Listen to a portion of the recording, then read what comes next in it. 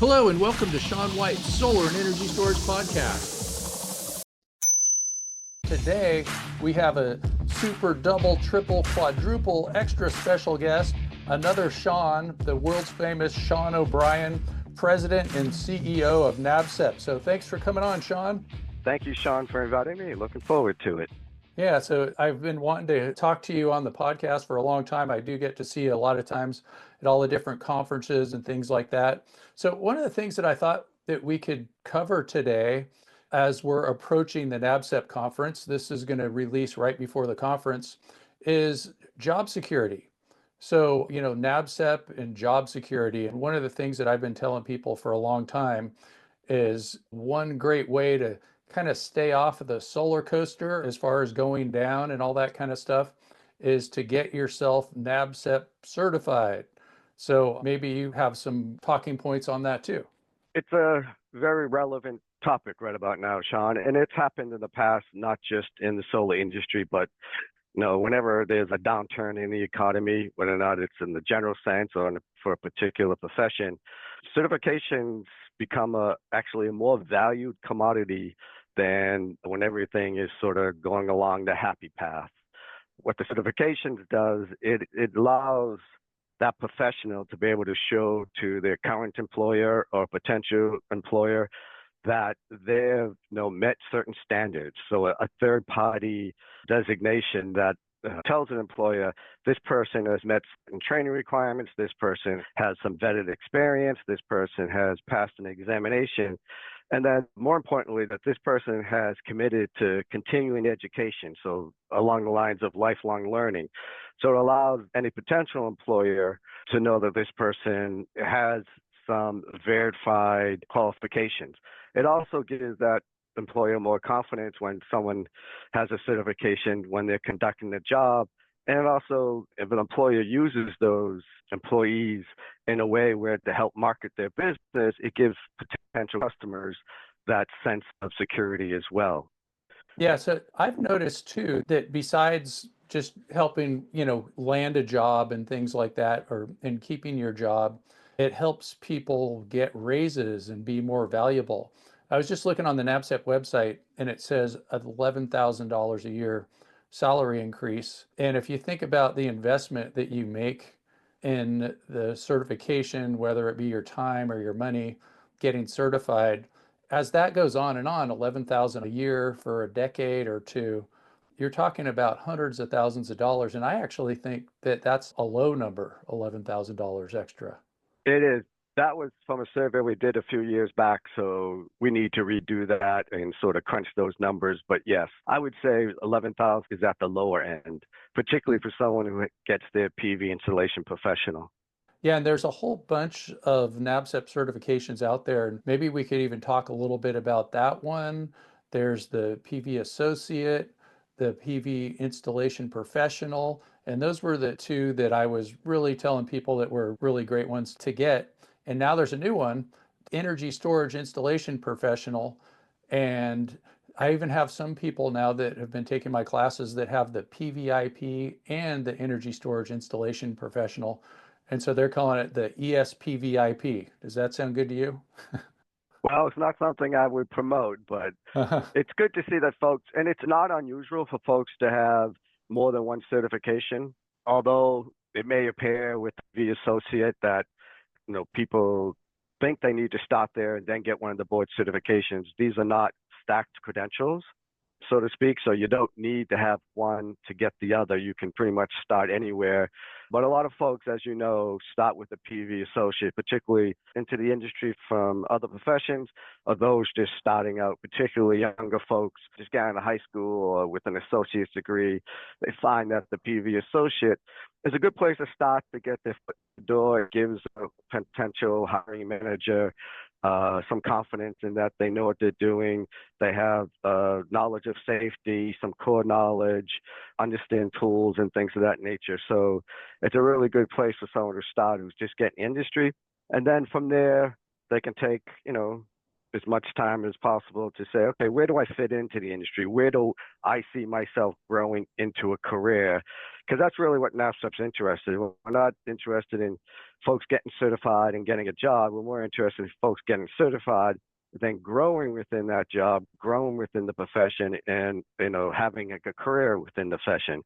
So a lot of times you'll see PVAs who will keep it for 1 or 2 cycles, and then they'll decide, I really want to get into the design side of the industry, and they'll get their PV design specialist, or they really want to start doing O&M work, and so they'll get their PV commission and maintenance specialty. So I think the specialties have allowed folks to realize that I can have my PVA and then grow within the profession to become a specialist in one of the areas of solar. Yeah, there's some people out there too that are trying to get every single one. So I counted the letters, and you can get more letters than the alphabet after your name. So that's pretty impressive to an employer. Yeah, we have someone who has 5 of them. So Uh-huh.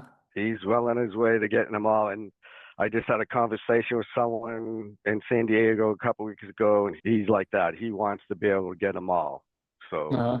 Well, I kind of think that that also helps show the employer that you're serious about this kind of stuff.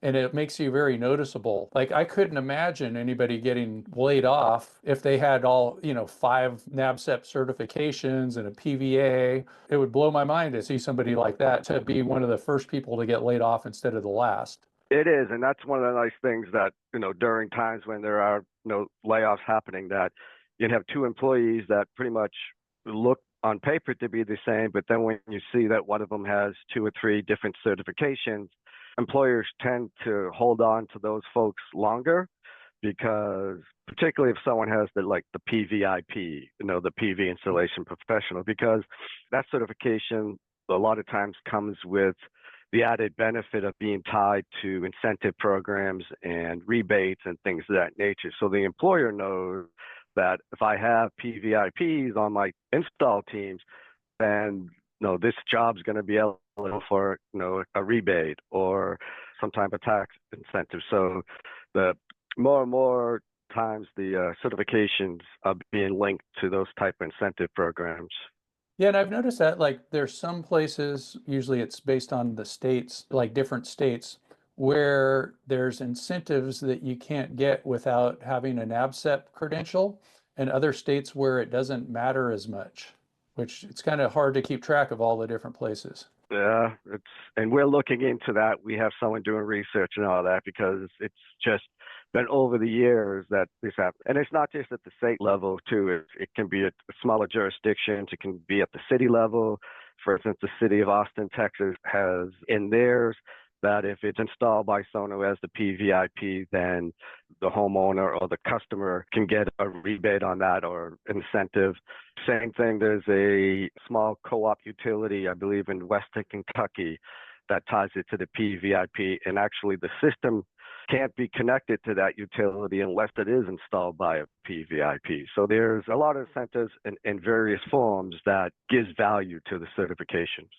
I've got another question too, is what's going on with the non-PV, non-energy storage certifications? Are there still people taking hot water or doing hot water exams, or wind? I think wind they're not doing, but maybe still some hot water? We still have the solar heating system inspector and the solar heating installer and the solar heating associate program. Small wind, we still have 2, not a lot going on there.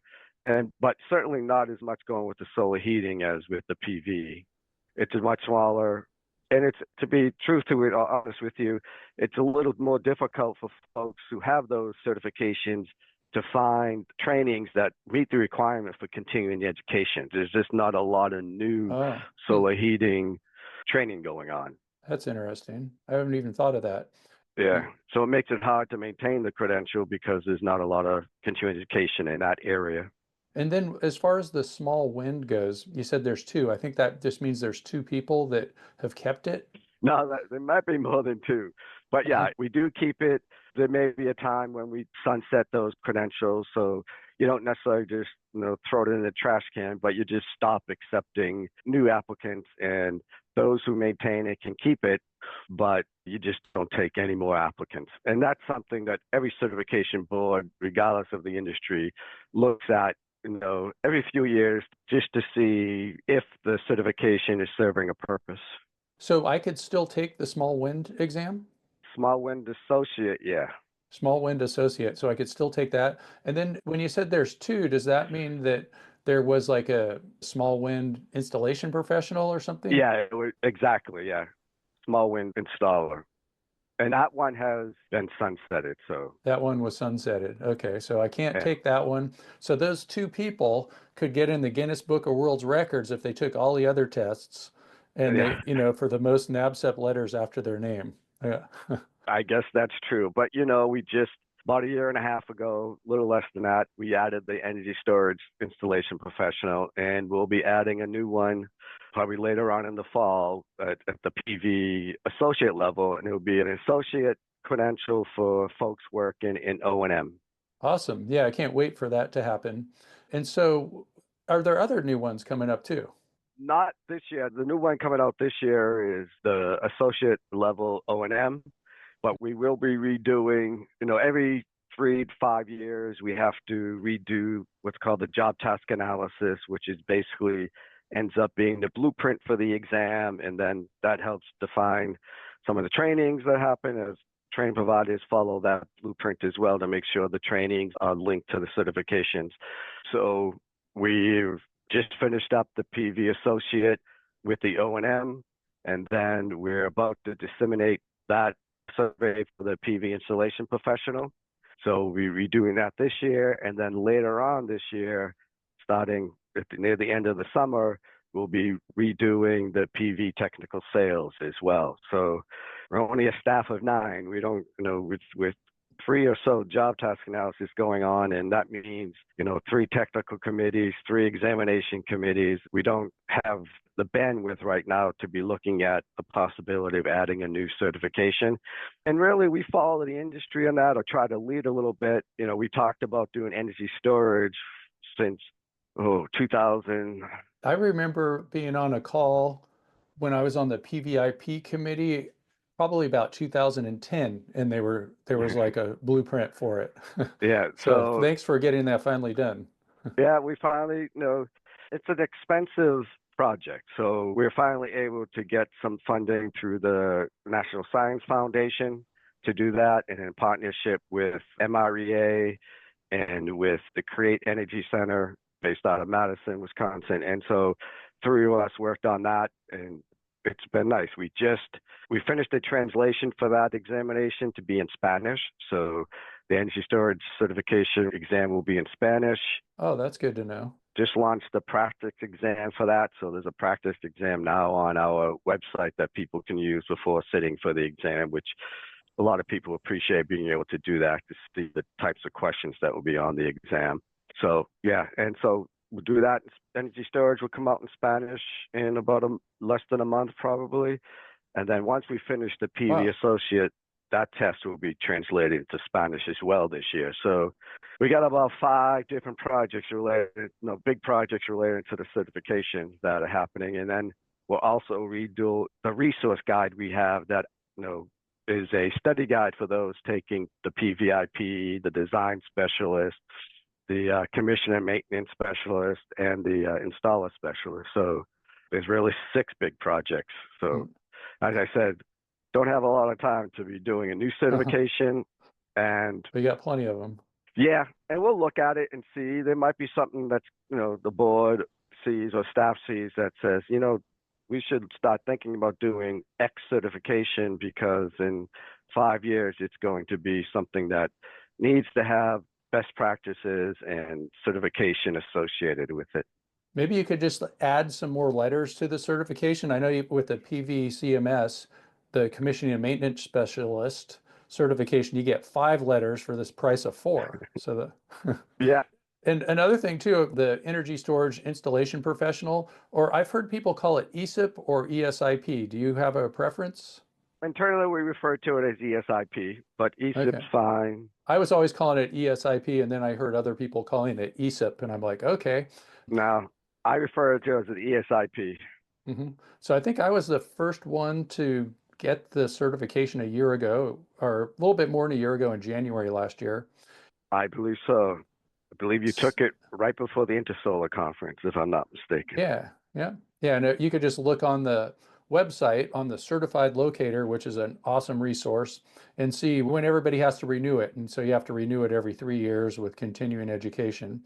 And I think somebody just let me know that they were number 17 that passed the ESIP exam. And I believe there's money set aside for the first 200 for their exam fees. Is that right? That's correct. So the first 200 folks who submit an application and go through the process, their $375 examination fee will be covered by the grant from the National Science Foundation. So there is a $125 application fee, but they're still saving $305. So there's still time left to do that under the grant.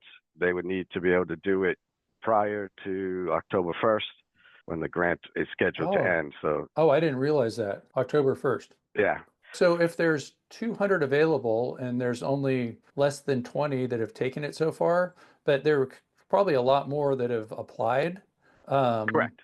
because there's a lot of people that haven't taken it yet, and maybe some people that didn't pass. Do you know what numbers you're at? Like out of those 200, how many have applied? Good question. I would say there's probably close to 100 that have applied. Some people are just waiting to finish up their training to complete their Hmm. certification. Other people are waiting for that practice exam to come out so they can get a little bit better understanding of what's going to be on the exam. So there's a variety of reasons why people sort of wait to take it, but I would say, yeah, I'll just Hmm. ballpark it at 75 to 100 folks have Okay. applied. Do you think you'll get there before the October deadline with all I think 200? so. Yeah, I think with the launch of the practice exam, I think there's going to be more people will be going forward Great. with their application. So one thing that also interests me is like the numbers. So like I've gone through the NABCEP website and tried to count on the certified locator, and it's a lot of clicking and going to different pages. But do you have a number of like, say for instance, how many people have a NABCEP credential? In Yeah. total, with everything, with the associates and with all of NAPCEP's credential, there's probably 18,000 or so. Wow, 18,000. Wow, that's a good number. And then there's probably some people that have like let theirs expire. I've had some people that let theirs expire that end up taking the test again. So I think you have a Hmm. year after You to like do. renew it without taking the test. We do. We give folks a 1 year grace period, from the time their certification would have lapsed. So they do have a 1 year grace period and they can come back and meet all the recertification requirements without needing to sit for the exam. And it's something a lot of people want to avoid because it is known to be, particularly the PVIP, known to be a rigorous examination process. And then also there's an emeritus so that once you've sort of retired, I think, right, you can hold on to it. We do. So we had an emeritus, which was basically a retired status, but that's all be changing this year as well.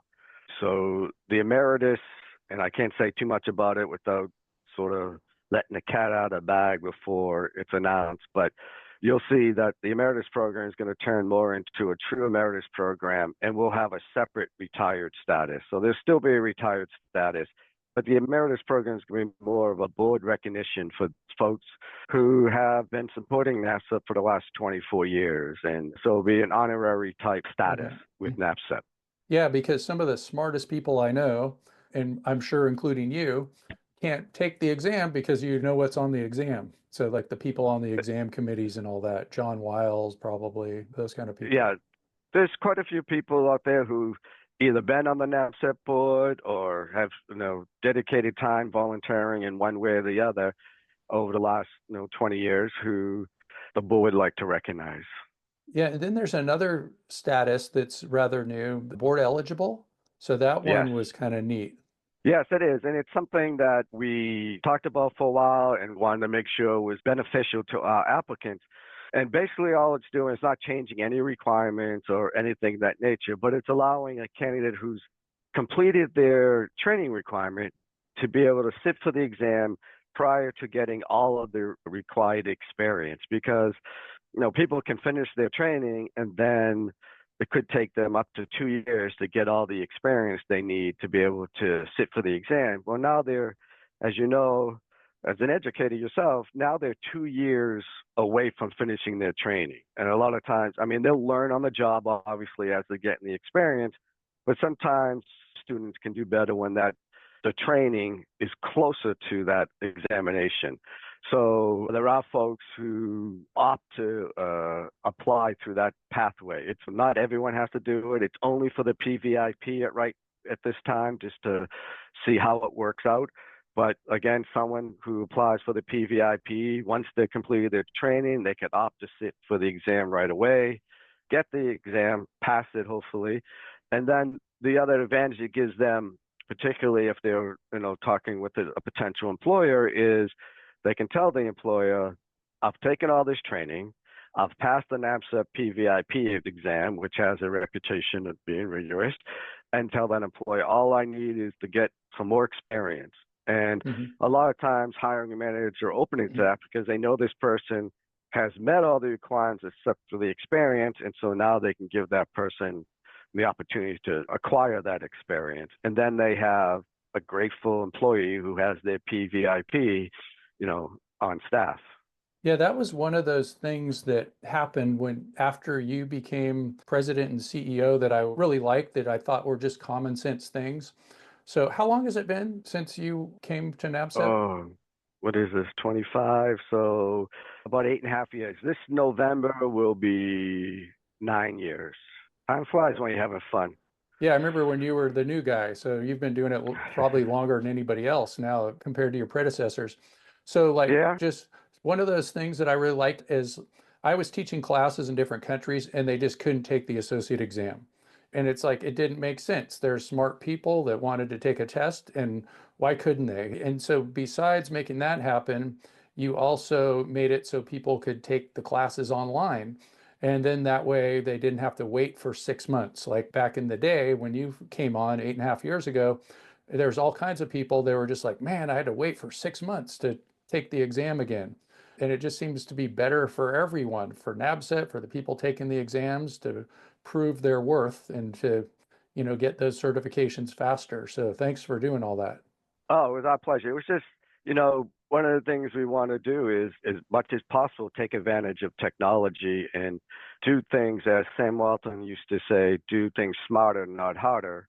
And it just made sense. And we were in the lucky position, well, not lucky is the proper word, but we were in the position that we actually transitioned a lot of our exams to a virtual testing environment, instead of going to a testing site. So we did that prior to the COVID-19, through the pandemic. So when a lot of other certification boards and different industries were scrambling to figure out how to continue to administer the exams, we had a very smooth transition because we were already doing it. And so our candidates who had applied were not doing virtual thing.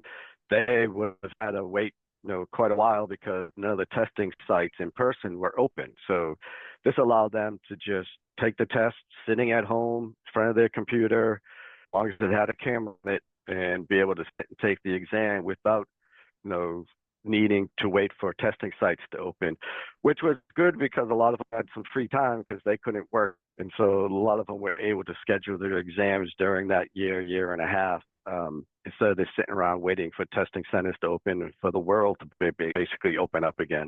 Yeah.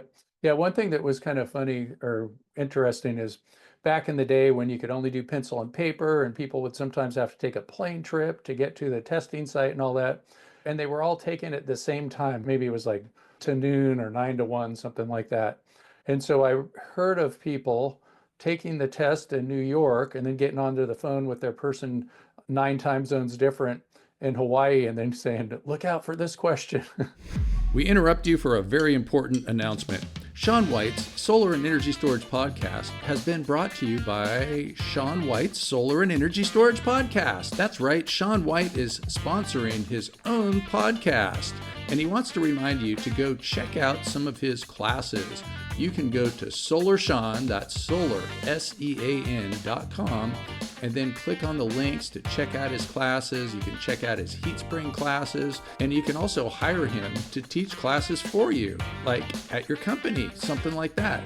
Now back to the show. So some other things too that maybe we could talk about is the locator. So one of the things that I tell people when they want to know where to buy solar, and there's a lot in the news lately about unethical salespeople and stuff like that. And I'm like, always go to the NABCEP website, look on the certified locator, and then you can find somebody that's in your area that could sell you solar.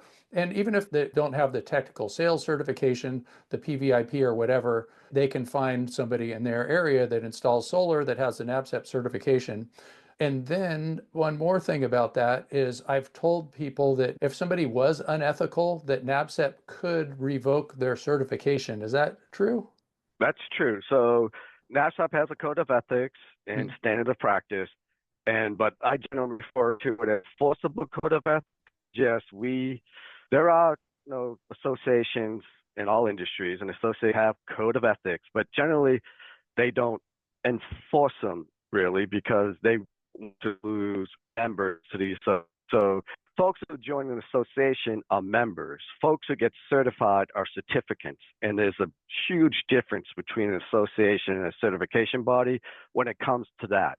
So an association's job really becomes like a lobbyist for the profession, and they're like the profession's union, let's say. But what NABCEP does, because there is no real state licensure or things of that nature, we're not only the certification board helping to grow the industry with best practices and things of that nature, we also become sort of the organization that is protecting the public as well. So state licenses board main goal is to protect the public of that state. Because there's nothing like that in the industry right now, NABCEP has taken on that role. So yes, if we get a complaint from a consumer and someone on the team or the owner of the company is NABCEP certified, then we do put it through the process with our ethics committee, and we can revoke their certification, we can suspend it, we can let them keep it with conditions that they have to take, an ethics course or take some other course, all depending on the circumstances of the case. But we take it very seriously, and so don't those who are certified who need to stop going through the process. They don't want to lose their certification. They value it as far as for their business and business development. So we do have a very strong enforceable code of ethics that is not only help certificates become better professionals, but also to protect the public. Yeah, that's great. So do you see much of that happening? I mean, when I go to the NABCEP conference and meet people that are NABCEP certified, they just seem like really good people that aren't the tacky people that are doing the unethical stuff. I mean, if you have brains, you don't need to be unethical. Yeah, and that's the portion of the ones who can give up their certifications and do that. But there are some out there who sometimes, if the owner of the company is certified through NABCEP, one of his or hers is subject of an ethics inquiry, and they are not certified. Part of our code of ethics says that that person is responsible for their employee. So there could be times when the installation company, the employer, is certified with us, and their employee does something during the sales process that is seen by the customer to be unethical. So they'll come to us, and we can because there is sort of that connection between the employer and the employee. Yeah, one of the things that happens to me a lot is there's people trying to sell me leads, and they're probably more on the unethical side on average, more of these companies. And one way I can tell is they're like, oh, we can get you 100 qualified leads. And I'll ask, well, are you NABCEP certified? They're like, oh, yes. And I'm like, that's great. What's your name? I'm going to check you on the NABCEP website. And 100% of the time, those people say they're NABCEP certified and they're not. They always have some clever excuse like, well, I took this 1 hour class that, gave me an hour of NABCEP credit or something like that, so. And that could be true, and it could be something they just took through their employer, and really wasn't something tied to NABCEP. But there are still some bad actors in the industry. NABCEP, with our certifications and with our ethics process, does as much as we can to sort of find those folks and either get them to do a better job as they work with customers or on systems and things of that nature. Or, I mean, losing their NABCEP certification doesn't necessarily mean they have to stop doing business because it's not a licensure, but it still has some sway with them because they know there may be certain jobs they can't go after without that NABCEP certification. So we have some weight in that, but unlike a licensure board, can't stop them from practicing. Yep. So I've got a couple of questions. Like, do you ever heard of Laugh and Learn Traffic School? No. Okay, I remember there's like No, traffic I school have when you go too fast, and then they try to make it more interesting and they tell you jokes that are related to driving your car and all that kind of stuff. So maybe I could do some Okay. Laugh and Learn solar training. Maybe I already do. I think you do, And Shawn. I don't know. From what I've heard, yeah, and then could I do a 40-hour nonstop marathon class and get in the Guinness Book of World Records? I mean, it is St. Patrick's Day week. yep, someone may have already done that. Who knows? But I'm not sure how appreciative your students would be of that, but you may find a few. You may have to pay them instead of them you paying you. Yeah, that's probably right. And so while we're just being silly, what's the right answer for the first question on the PVIP exam? A, B, C, or D? I have no idea. I would say E. Okay, it's E. All right, you got that, everybody? You heard it straight from Shawn O'Brien, President and CEO of You NABCEP. don't want, Shawn, I tell everyone all the time, I have nearly 40 years of experience in the certification and licensure world. I've been doing certification for a long time. And I think, your comment earlier that when I came to NABCEP, certain things changed and we started doing things a little differently. And it's probably because when I came to NABCEP, I probably at that point had about 30-something years of experience in certification and done a lot of certification around the world, working pretty much on every continent. And it's just seeing the way programs can be enhanced and also take advantage of certain things and able to let the industry help guide what NABCEP does and listening to the certificants, because they're the ones who are getting the certifications, so they're the ones maintaining the certifications. So we have to be open-minded when they approach us to say, hey, what about this and what about that? So we try to do that. We'll be doing that a lot next week at the conference. And they're not complaints. They're just, like you asked, what's new for certification? Well, probably nothing this year, but who knows next year. But we listen to the community, and there could be something along, I don't know, cleaning panels. Could be a specialty for folks who do nothing but clean solar panels, for larger systems. I don't know. And so part of it is, with the experience I have in the industry, is listen to folks who are your certificates, because they're the ones who have to pursue the certification and then live with the certification as they grow their careers. Great. And so people don't know the difference between like a certification and a license and credential. I guess all of them would be a credential. And then Correct. I have to go explain like, well, NABCEP's not a government thing. And I kind of relate it to like getting a college degree or something. There's a lot of jobs you can Yeah. get without a college degree, but it helps.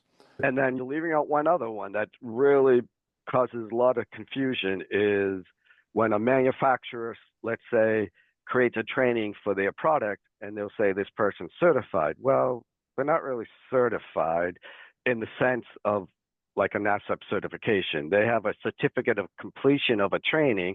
It's the same thing with training providers. They're not certifying folks, they're giving them a certificate of completion. So whenever we see where a manufacturer in the industry has a training and they'll say people are certified, we just ask them, say, can you just cut down on the confusion a little bit and just say they're certified in XYZ generators, or they're certified in XYZ inverters, so that they know that certification is only tied to that product. Because like you said, that person in sales who took a class, someone probably said, oh, now you're taking a NABCEP certification class. And they're thinking, oh, I'm NABCEP certified. When in fact, they received a completion of training. So it's been something that we've been trying to do is get folks to use the right terminology. So, I mean, the difference between a certification and a license is very easy to explain. And you were absolutely right. A certification is a voluntary certification. It's not mandatory. There's no obligation for you to get it unless your employer says, I want you to pursue this certification. And then a licensure, in order to hang that shingle in a jurisdiction, usually at the state level, then that professional needs to get that license, whether or not it's a mental health counselor or a real estate person. If that state has a licensing program for that profession, then they have to get that license in order to do the work in that jurisdiction in that state. So that's the big difference. A credential, as you said, gets a little more confusing because everything is a credential. But in NABCEP's terminology, a credential like our PV associate and all our associate level credentials, the only real difference for us is that in order to get that entry level credential, the applicant does not need any experience to get it. So they can take the training, the required training, and then they can sit for the exam. So the difference there for us of a certification and a credential is that there's no required experience prior to getting that designation, but everything else is the same as far as the requirements. They need the training, they need to sit for the exam, they need to adhere to a code of ethics, they need to do continuing education. So all those pieces are there except the prerequisite of having experience. And a lot of times that's the case with the certification board that has certifications and credentials is usually the credential has a shorter pathway to receiving it. Yeah, and then there's one more thing too that I didn't mention, accreditation. So I believe that NABCEP is also accredited by a different organization. Yeah, so NABCEP here, well, in the United States, it's managed by ANSI. ANSI is the body here in the United States that takes care of ISO standards. So, Institute for Standards Organization, ISO, International Standard Setting Organization, they have standards for a variety of things. NABCEP is under the personnel certification standard. So our program, the PVIP and the ESIP, those two are ANSI accredited. So we have that accreditation. The other certifications are not formally ANSI accredited, but we build all our programs off of those same standards. But it was just a matter of which ones we thought made sense to get ANSI accreditation. So yes, so NABCEP ourselves are accredited. So someone's watching, and then every 5 years we go through an internal where they're on site checking everything. But we're doing best practices in the certification world. So it sounds like getting NABCEP's ANSI accreditation is a tougher application process than somebody applying for the ESIP exam. It is, yeah. Our application is about 40 pages long when every year we have to complete. So it's about 40 times more difficult that you have to go through. And so you're sort of doing that for all of us. Yeah, and that's a purpose of an accreditation, because the big difference between accreditation and certification is for the person, accreditation is the company. And we have our NABCEP accredited company accreditation, and that is a much more difficult process for those companies that have the NABCEP accreditation than just an individual certified. It's a longer process. There's a lot more documents that need to be submitted because we're looking at the company as a whole and how they as an installation company. So we have about 12 installation companies across the country that are accredited by NABCEP. Well, let's make it 24. And one other thing that I wanted to talk about is I know that the PVIP, that's the PV Installation Professional Certification, there's like a job task analysis, I guess, JTA. And there's other organizations that are using that. So when I get my Interstate Renewable Energy Council, that's IREC Master Trainer certification renewed, I do it to the PVIP standard. And I guess it's pretty much the PVIP job task analysis. And I've noticed there's another organization, NCCER, that is also using that. Yeah, a lot of training providers use the JTA to build their curriculum from, so they'll use it as a foundation, just as I said previously, to make sure they're training the certification requirements. So NCCR is a training provider as well. It's in the public domain. Anyone can go to our website and download any of those job task analysis and see that content outline. We have obviously internal version that because it has some trade secrets in it, but we do create an external version that any applicant. So, someone who's applying for a certification, one of the things they want to do before sitting for the exam is to download that JTA to see, okay, what's going to be on this examination? Because there cannot be a question on the exam that is not linked to that JTA. So every single question is aligned with the JTA, that content outline. So they know that if they feel comfortable with all the domain areas and the knowledge statements and the skills, if they feel like, well, I got this covered, then they should do pretty well on the exam. If they feel like, oh, I really don't know design very well, this particular area of it, I should read a book and whatever, take a class. Those JTA are the public domain, so yes, they get used, but it's one reason why we make sure they're up to date and stay current, because we know they are being used in the industry. Okay, great. So I think we should also tell people that they should go to the NABCEP conference in Reno. That's going to be a lot of fun. I always have a great time at the NABCEP conference. There's Alice in Wonderland themed shirts over on the NABCEP website that people can still buy. It's going to be in Reno. Everybody should come, right? Yeah, they should. I won't turn them away. We've had last couple of years been sold out, and we're getting close to that, but we still have some space available. We got a bigger venue this year just because we have been selling out at about 1,000 or so. Yep, there's still time to register. Someone wants to come out to Reno, particularly if you're within driving distance of Reno. It's not that hard. There's still some rooms left at the hotel. Obviously, it's at the Grand Sierra Resort, so it's a pretty large venue when it comes to the hotel bit. So yeah, it'd be great. Got a lot of education going on. We have, let's see, 60, 78, well, including your PVA class, Shawn, that's happening Tuesday through Thursday. We have, I believe, 90 training sessions happening over 3.5 days.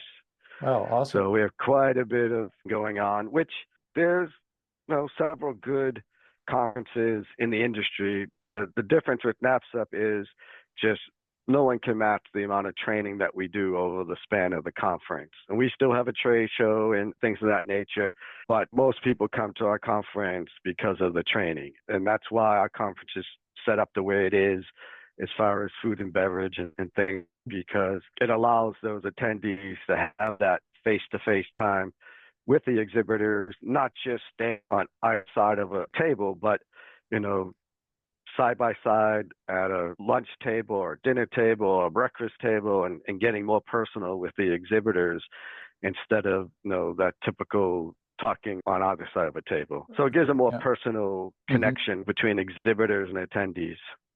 Yeah, and one of the things that I like the most about it too is it's all the NABCEP certified people there, or people that wanted to get their PVA and NABCEP certified.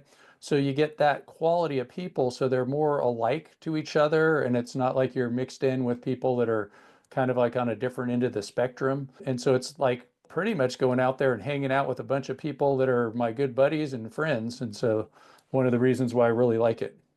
Yeah, it is. And it's a lot like that. These folks, even those who are coming who are now owners of companies or, CEO of even a larger institution, a lot of them that come to our conference started boots on the roof, so to speak, and they're former everyday installers. So we tell folks who are new exhibitors who are coming to the NABCEP conference, we tell them, you need to send some of your technical people, because if you just send, marketing or your regular show people, they may not be able to answer technical questions that our attendees have, because they really like to get geeky and get into the sort of how things operate and how it's going to work and what happens if they tweak this or tweak that type thing. So it's a little unique to our conference as well as far as that. And it's 3 meals a day, and then you do like entertainment, karaoke, all that kind of fun stuff. 3 meals and 3 nights of open bar too, which people appreciate, I guess. Yeah, I could see that. And we'll Yeah. have karaoke again this year, Shawn. So I'll be waiting for you to get there and sing. I'll get the audience warmed up again. Sounds like a Yeah. plan. Yeah, last You year did was a get a lot of lot. fun. Yep, you did. Last couple of years, you got everyone going. Thanks so much. Yep. So is there anything else you want to talk about? No, it's been a pleasure to get back to doing some finishing details, friends, and things of that nature, and make sure everything runs smoothly. But hope you enjoyed St. Patrick's Day yesterday, and Yeah, and a couple of Irish Shawns here, got to enjoy our St. Patrick's Day and St. Patrick's Day week, or we could call it St. Patrick's Day month, yeah. So, all right, keep it green. All right, thanks so much, Shawn O'Brien, and thanks for listening to Shawn White's Solar and Energy Storage Podcast. To find out more, just go to the NABCEP conference. That's where to find out more. NABCEP.org. Check it out. Thanks, Shawn. Thanks, Shawn. See you soon. Bye. All right.